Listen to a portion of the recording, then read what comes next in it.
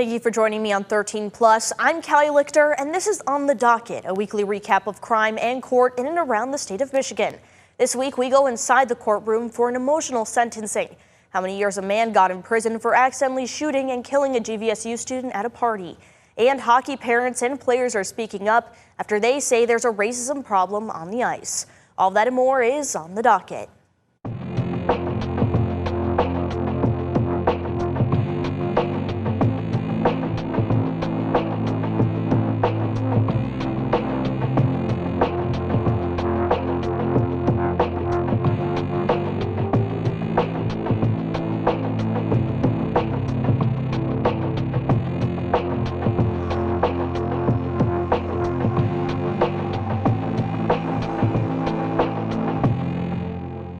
A fugitive wanted out of Muskegon Township was arrested by U.S. Marshals in Grand Haven, and it was caught on video by bystanders. The search began October 15th after shots were fired at police in Muskegon Township. It ended in Grand Haven. Our Nick Nelson shows us the cell phone video taken by a witness and has reaction from a man who was working nearby when it happened. Coming in hot. People working near the Roadway Inn in Grand Haven saw firsthand the arrest of a man considered armed and dangerous wanted by federal marshals for days. According to police, 19-year-old Janari Spencer fired an AR-style gun at Muskegon Township officers on October 15th. They say he escaped in a getaway car, leading to a days-long search. That search ended Friday morning, however, when authorities say they found Spencer along with two others in this hotel parking lot in Grand Haven. Saw maybe 2 or 3 different police vehicles, a couple unmarked cars, and one state police vehicle. Several officers, I'm assuming, some of them in tactical vests, most of them in plain clothes. Video captured at the scene by another witness shows 3 people at the scene surrounded by state and federal officers with their hands up. Nick Reisdorf works across the parking lot from the motel and says although he's used to seeing emergency vehicles in the area, he knew something was unusual. Every now and then at the hotel here, you'll have, some police coming and going, checking on situations here, but it was certainly different to see that many officers at once. Spencer was charged with a felony firearms charge as well as assault with intent to murder. It seemed like they were able to complete their mission without too much disturbance or without further violence, so I'm happy for that. Spencer has also been wanted out of Muskegon Heights since January for firing a weapon in or at a building and having a loaded firearm in a car. He's currently in the Muskegon County Jail. In Grand Haven, Nick Nelson, 13 on your side. We now have the court documents for both of Spencer's active cases, which I dug into. In January 2025, a probable cause affidavit says Muskegon Heights police were called to shots fired in East Park Manor. The victim told the officer that Spencer had shot up her apartment. She said she was on the phone with him when she told him to, quote, duck, and looked out her window to see Spencer walking around with a rifle. An officer located 3 bullet holes in the victim's front window and a bullet hole inside the wall. She told the officer Spencer had shot at the apartment because she was arrested with Spencer's sister in Ottawa County, and they believe that the victim snitched and got the sister arrested. Police say they have video of Spencer shooting at the apartment and driving away in a car. They say they have photos from before the shooting of Spencer arriving in a car driven by his sister.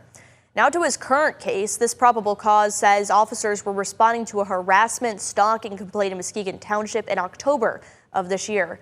As officers approached, the court docs say Spencer shot at the officers while they were driving. A squad car was hit by a bullet. A witness to the stalking harassment complaint says she saw Spencer standing in the driveway. When she heard gunshots, she grabbed her daughter and dropped to the floor. When she got back up, Spencer was gone. The witnesses to the shooting involving the officers saw Spencer holding a gun. What a day for a group of senior citizens at a retirement community in Belmont. A high-speed chase ended with a crash in their parking lot. The suspect, who was wanted for a parole violation, then forced his way into their building.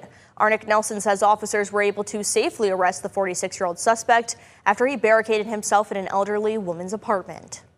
You watch it on TV, but you don't imagine it's ever going to happen right in your own backyard. which it did. Carol McFall was awakened from a nap Thursday afternoon on the first floor of the River Grove retirement community in Belmont. It was an armed officer telling her to stay in her apartment after a suspect forced his way into the apartment building, barricading himself in another woman's apartment. Her neighbor was happy to learn the woman was safe. I saw that she was okay, reclining on a stretcher downstairs, and she didn't leave by ambulance. Deputies say the man, armed with a knife, broke a window to get into the building, receiving minor injuries. Video from a witness shows officers carrying someone out of the side of the building around the time the arrest was made. Deputies began chasing the 46-year-old suspect at the intersection of 5 Mile and Northville Drive after he jumped from the passenger to driver's seat to get away. Kent County Sheriff's deputies say he had a warrant for second-degree murder and armed robbery.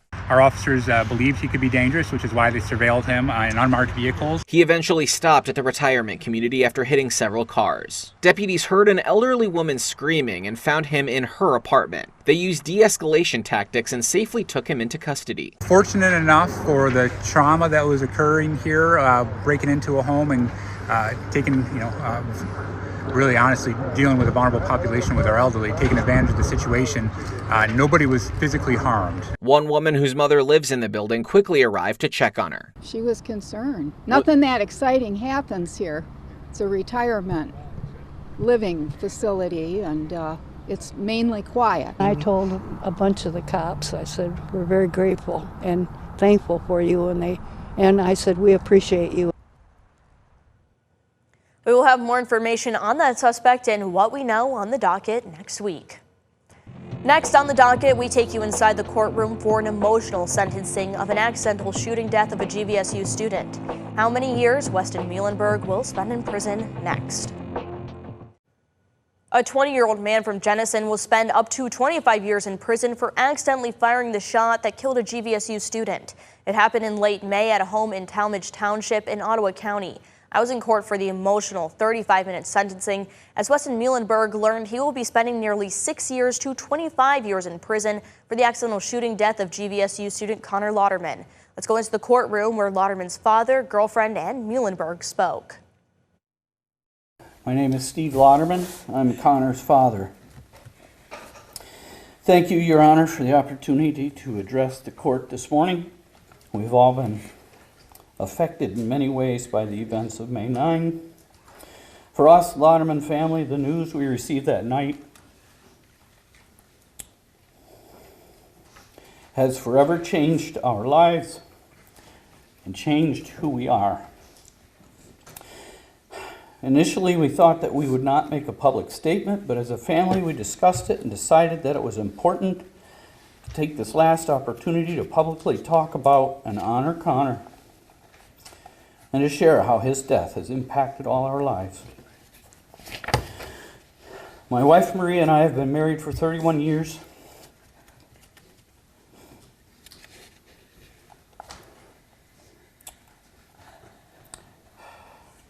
And God has blessed us with 5 children,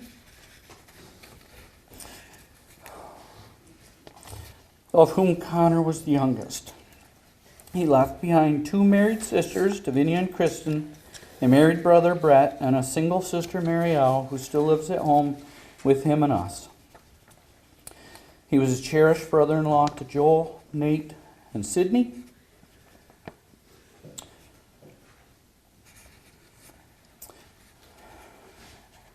And a favorite uncle to his young niece, Vivi, and 2 nephews, Asa and Auden. All of our children admit that Connor was their favorite sibling. This is not something we are saying just because he's gone. He was everyone's favorite. He was enjoyable to be around, always ready to help, eager to please, laid back and quietly funny. He made us laugh and brought a goofiness to every room he was in. He would drop everything he was doing if you needed a 4th person for a round of golf or partner for a game of pickleball. At 19 years old, Connor was at such a pivotal point in life. He was old enough that we could see the man he was becoming. and we can easily picture what his future would have been like if he was still here. We will never see him graduate from Grand Valley State and become an engineer. We will never hear about his proposal to his dear girlfriend, Ray.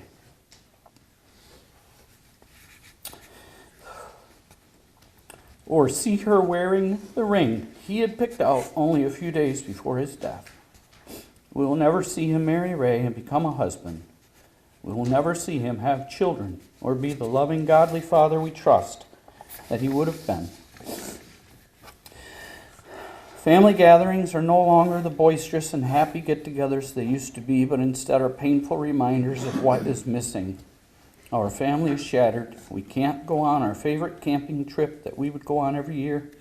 We haven't been able to play cards or board games or pickleball together. These changes are because of the memories they hold of Connor, and it just doesn't feel right without him.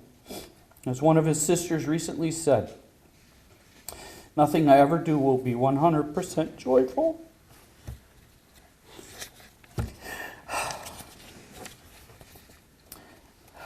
There will always be a missing piece.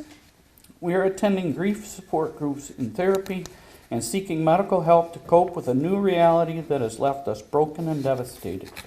It seems like, from an earthly point of view, it would be possible to endure missing Connor for a few months, a year or two, even 5 years.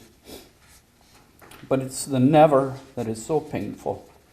Never again will he be here with us. For the rest of our lives, we must live without him. Only our own deaths will stop the pain of his death and reunite us with him. The pain, trauma, and stress we are enduring since that night are the worst we have ever known and beyond anything we could have imagined. Initially, for weeks and even months, everything is a fog. Then, as the reality of his death sinks in, there is an inability to concentrate or even at times function. We experience claustrophobia, nausea, panic attacks, and some in the family struggle to do basic things such as getting out of bed, going to work, eating, or sleeping. My wife lays awake many nights traumatized by thoughts of Connor's final moments. Did he know what happened or what hit him when he walked in the door? How long was he lying there alone before anyone found him? How severe was his pain? Did he know he was dying? Her motherly instincts regret that she couldn't be there to comfort him in his final minutes of earthly consciousness. We need and pray for much grace to leave these matters in the hands of our God. My name is Ray Brummel. I was the girlfriend of Connor Waterman. Connor and I had been dating for almost 3 years when he was killed. We were planning on getting married maybe this fall, and he even went to the ring store the day before he was shot. Connor was my best friend, favorite person, and the boy I wanted to spend the rest of my life with. Connor was one of the only people I could always count on. He knew how to make my bad days better, and it's hard to continue to walk this life without him. Every day, Connor would remind me of all the reasons he loved me. It's been 5 months since his death, and not a day goes by where I don't miss him and the life we had planned. Sometimes it still seems like he is coming back. Everything that Connor did was with the intention to make me happy. He always put my needs before his own. Even though our relationship was not perfect, we really did have a love for each other. Connor worked hard at everything he did, and I knew that one day he was going to be a great husband and father, because at family things, all the little cousins would attach themselves to Connor the entire time. I'll never forget the love that me and Connor had. It will always be a part of me. I miss the feeling of being loved just as much. He loved me with his whole heart. This was evident by the love letters he wrote me. We both realized our weaknesses and prayed that God would continue to bless our relationship. A month before Connor was killed, me and him were driving down the street where this all happened. He looked at me and said, "Ray, I hope that I die first, because I would not be able to live without you." I looked at him, laughed, and said, "Oh, Connor, don't worry about that. We have at least 50 years. There's a lot that we have to do first." A month later, I received the call that he had been shot. Even though I keep showing up to things and laughing and trying to live, every day now is marked by his absence. It is only through God's strength that I can live each day, but at times I hate that this is my reality. Losing Connor has changed me. I'm not the same girl I was when I was with him, and a part of me will not go back to who I was before Connor. I am healing, but that does not mean I am forgetting him. I will carry him with me as I walk the path God has placed in front of me. When I lost Connor, I thought all it was losing him. But it's not. It's also all the secondary losses that I have to endure. All the events and places I have to go for the first time without him. I will never become his wife. I will never travel with him. I will never see him become a father. And I will never hear his laugh or voice again. I'll never have one last conversation or one last hug. His death is permanent from this earth, and every day I'm faced with the secondary losses. I'm scared I'll forget his face, the way he laughed, he told stories. And I'm scared I will forget the way or his voice, and my memories of him will begin to fade. For me, the reality of grief is feeling so alone. Even though I have a big support system, there's no one I'd rather call than Connor, as I crash out over his death. It's amazing how alone you can feel when everyone's life carries on, and they get to experience the events me and Connor looked forward to. Before Connor died, Sundays were my favorite day of the week, because we got to spend the whole day and attend church. Now, Sundays are the hardest day of the week, and I dread them. I also dread holidays, and I never want to experience another one without him. Since his death, I have been told that I have depression and anxiety. As I journey through the trauma and grief, I often have nervous breakdowns when things get too overwhelming, and often struggle with sleep and brain fog, making simple tasks sometimes hard. There is a level of trauma that I have experienced because I was halfway across the world when it happened. There's a sense of guilt for missing the last week of his life and his last breath on earth. Being so far away, it wasn't until after he had passed that I was able to be back by his side. I'm scared to go on trips, first because I don't want anyone to die while I am away, but also coming back to Connor being gone makes me relive May 10. When anyone mentions guns or alcohol, my entire body tenses up and all I can think about is Connor. I'm scared that at any moment the next closest person to me is going to die. Connor's death has impacted many of my relationships, some good and some negative. One of those relationships that has been impacted is with my family. Not only do they miss him, but they were looking forward to adding a brother and a son to the family. My parents and my siblings have also had to watch their daughter and sister grieve and live with the burden of losing Connor. One of the better impacts is my relationship with Connor's family, the Lattermans. Connor brought them into my life, and I will forever be grateful to him for that. These last couple months I have grown closer with them. However, it is also bittersweet as I will never officially be a part of their family. There are many things that we are going to have to navigate in the future and questions that I don't have the answer to regarding our relationship. They are my second family, and I do not want to lose the relationship I have with them. If I'm honest, there is fear and worry about what the future holds for that. In the beginning, I found myself reaching for my phone to send a text of something interesting that happened or to give him a phone call. The one person I always wanted to share my day and experiences with was no longer on the other end of the phone. I keep thinking how different things would be if Connor was still here and he could experience how much I love and need him during the time I need him most. As for you, Weston,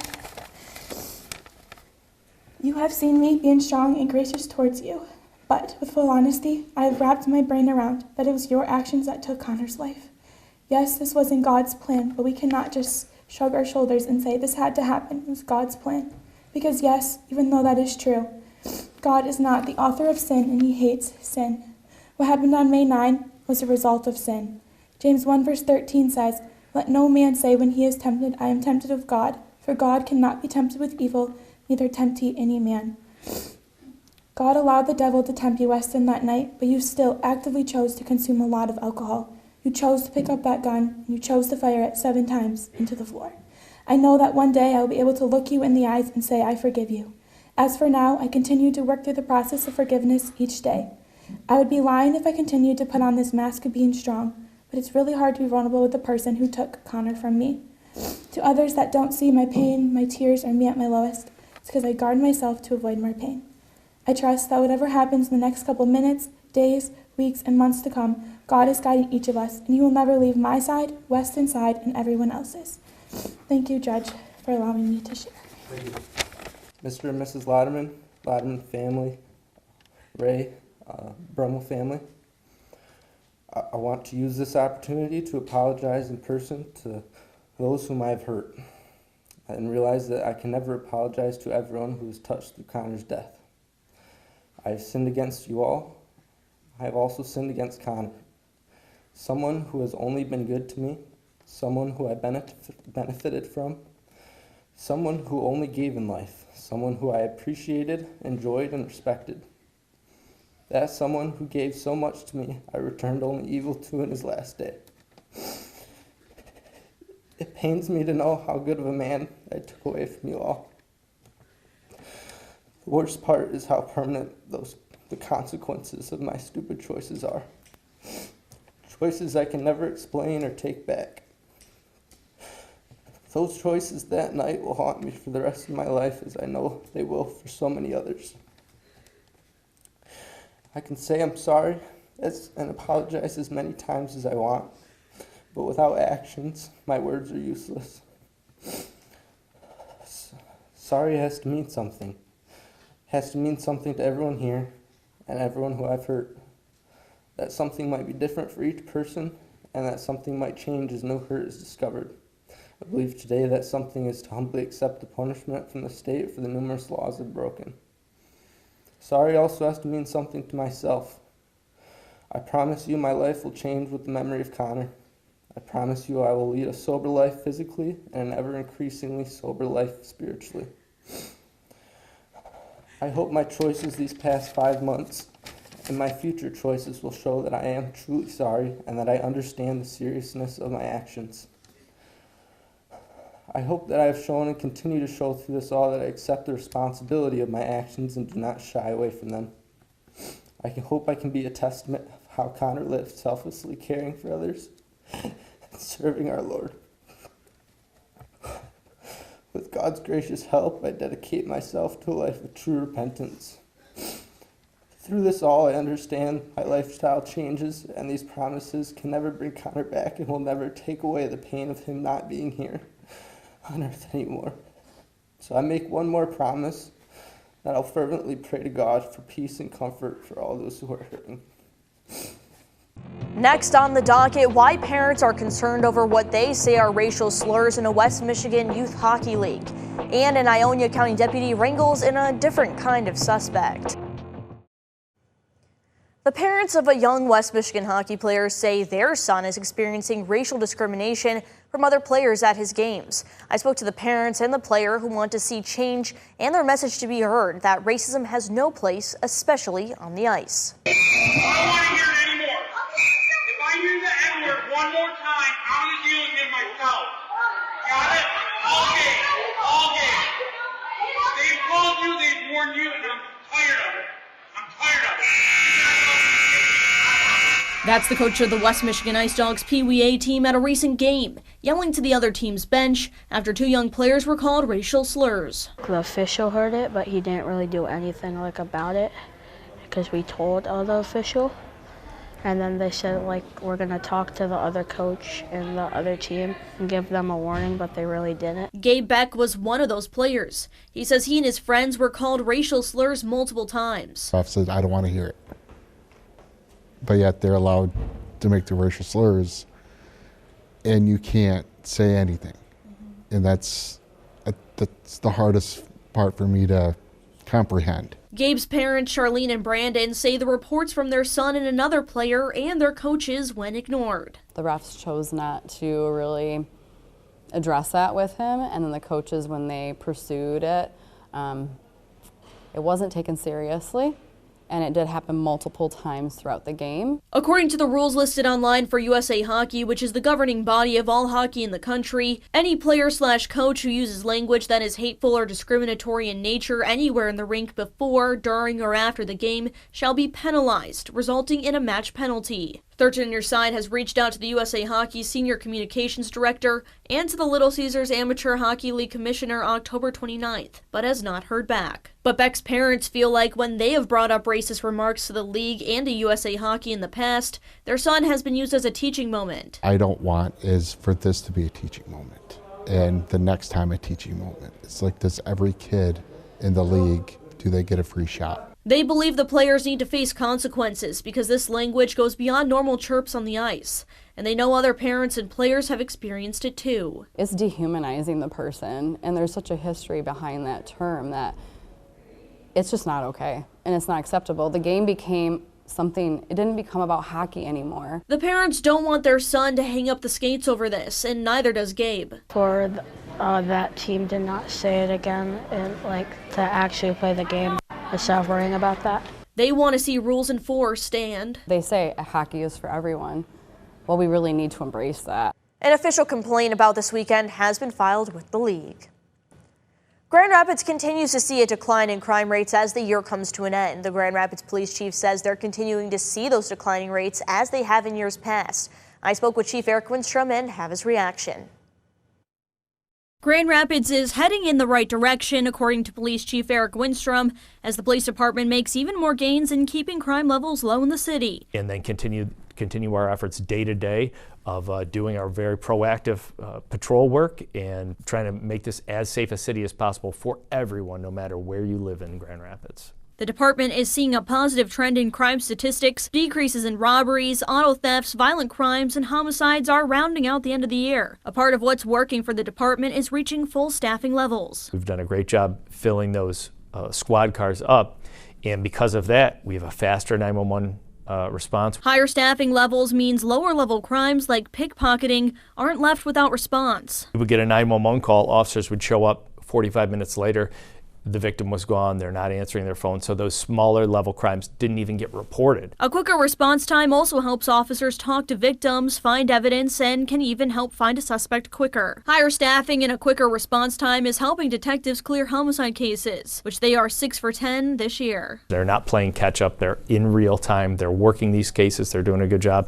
and that makes it that much more likely that we're going to close those cases, that we're going to make arrests on those cases. Auto thefts are also down this year, under half as many as there were 3 years ago, thanks partly to the city stepping up for the youth. Having the juvenile justice system step up, the county prosecutor was certainly a very big part of that, make sure that there was some accountability in place, and not necessarily juvenile detention, but it was making sure that there were adults in these young people's lives who were holding them accountable and getting them on a better path. On Winstrom's list of goals to round out the year, he hopes to continue pushing to make the city safer for all.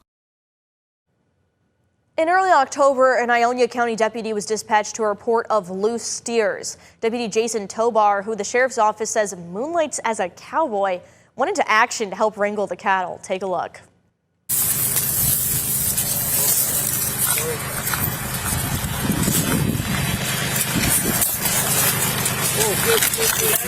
Got him! Oh yeah! Tag her up there. Okay, this side. Get 3 of us. Was there only 2? Yeah, that's all. I think that's all he got. I'll call him double check. Thanks for joining me in this episode of On the Docket on 13 Plus. We have new episodes releasing every week, taking you into the courtroom for the latest updates and deep dives on crime in and around West Michigan. In the meantime, we'll bring you the latest on crime in court, both on air and online at 13onyourside.com. When breaking news affects you and your community, we stream live on 13 Plus with what you need to know right when you need to know. We'll see you next time with updates on What's on the Docket.